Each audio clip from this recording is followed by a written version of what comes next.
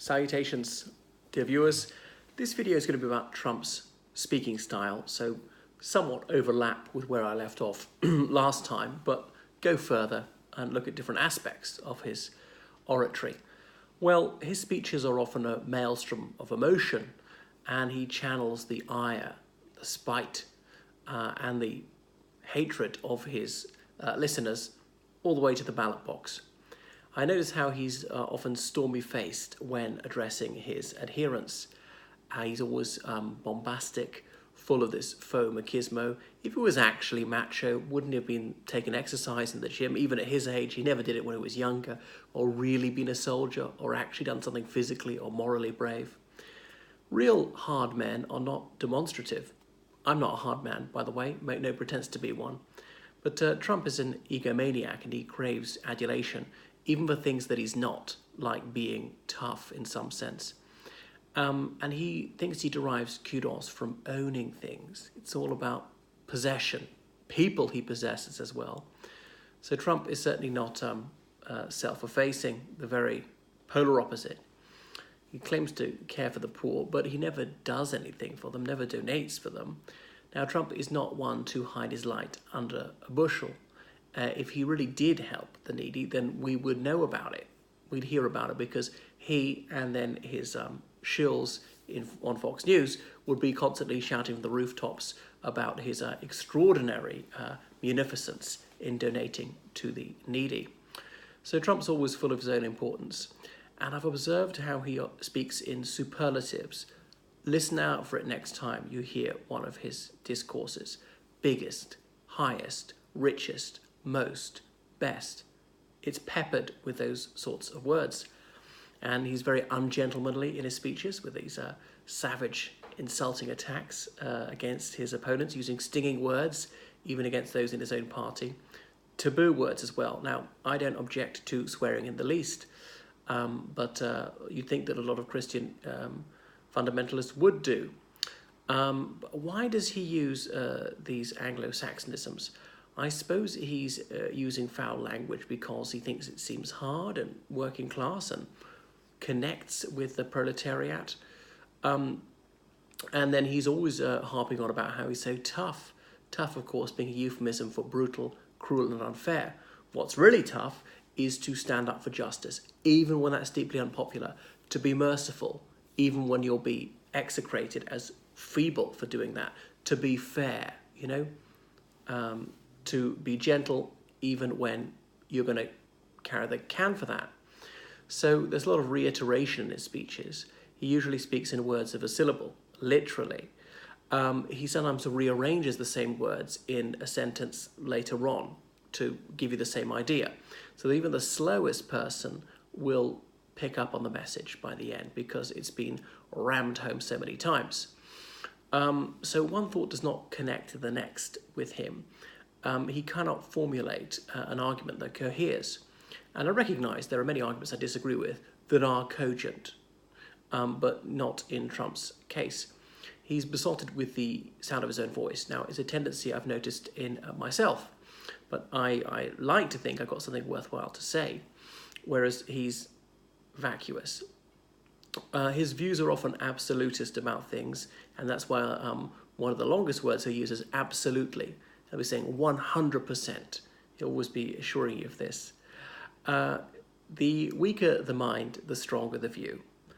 The reverse also pertains, that an intelligent person could realize that he doesn't have to be sure of his opinions. His opinions can be weakly held and doesn't feel compelled to go all the way this way or all the way that way. You can go part of the way.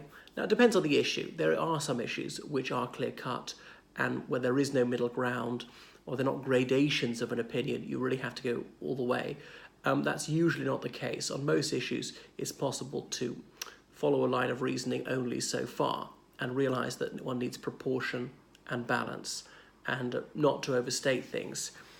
But that gets a bit abstract and philosophical, which is really not Trump's forte.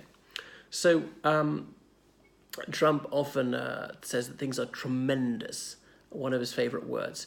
He's very emphatic. His style is declarative. His speeches are full to the gunnels with bombast, as I said.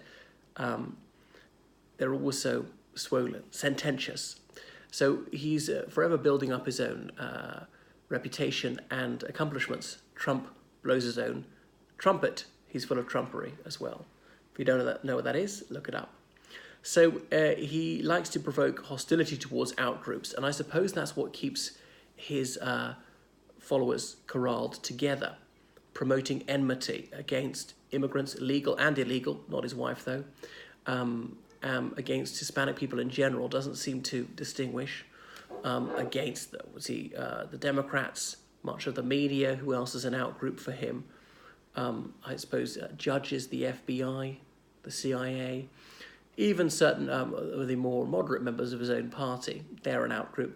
Muslims, except if they're giving him money, that's okay all of a sudden. So there are these constant racist screeds. Actually, I'm not saying that he is a racist. I don't think he is, because that would mean that he actually believes in something. He'll just say anything that will get a cheer, anything to make a splash. So Donald J. Trump doesn't seek information. Policies ought to be grounded on fact. They should be discussed, worked out in fine detail before being implemented. No, none of that with him. And when it comes to something which costs money, most policies do, there ought to be a menu with prices. There's this option we could go for, which would cost whatever. There's another option we could go for, which would cost that, and estimate it. One can rarely project with any certitude, but there are educated guesses. And with Trump, they're just guesses because they're uneducated. And then talking about the caravan, it was hilarious, said to be criminals. How do you know? What's your source for that? I mean, how many of them are criminals? The 5,000, or was it 10,000, or how many people in the caravan? You couldn't make your mind up about that one. And if they are criminals, you know because you know their names. What are their names? And what crimes they've been convicted of? Where? When? No corroborating information. It was just sheer bovine excrescence from Trump. So he plucks figures from the air and indulges in arrant lying.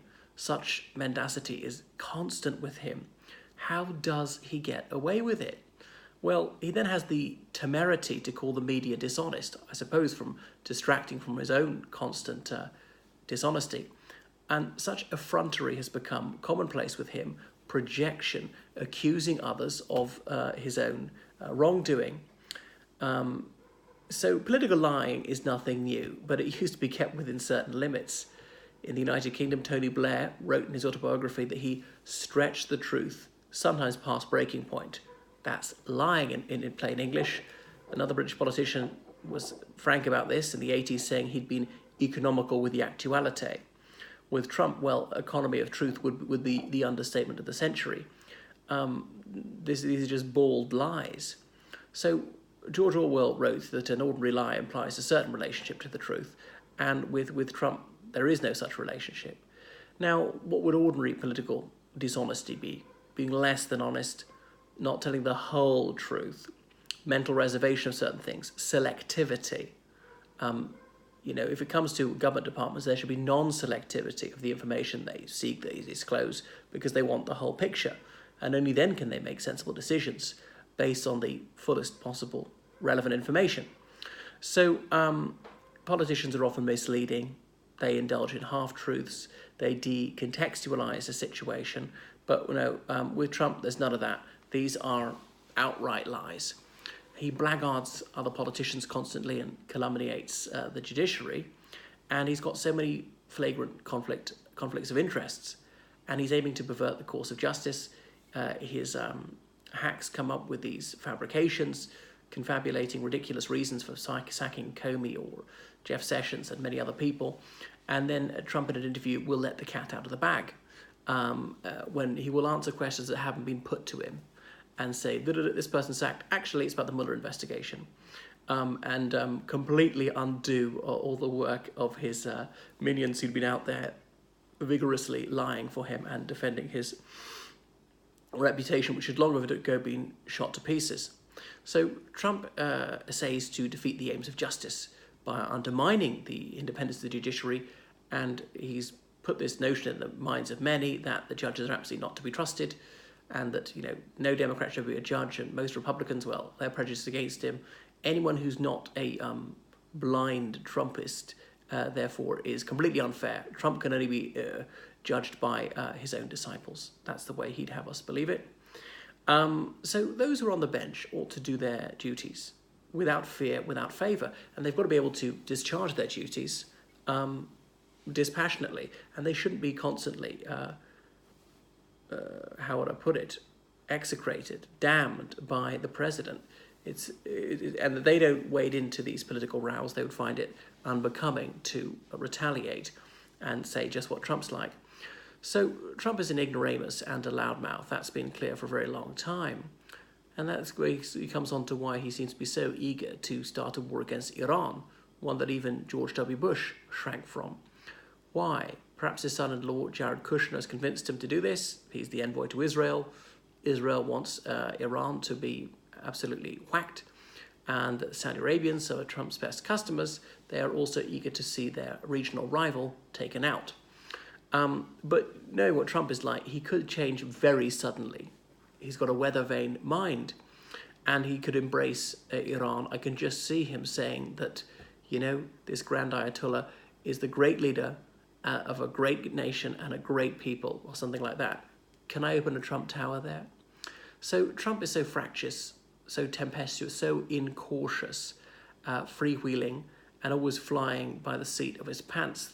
They have this sort of musical chairs in the Trump administration, these constant staff turnovers and many positions, like many ambassadorships, still not filled almost 2 years into his presidency. So not seeking expert advice. You should seek counsel from those who are in the know about something. Seek germane information, want to see the files on whatever it is. Only then can you make a sensible decision.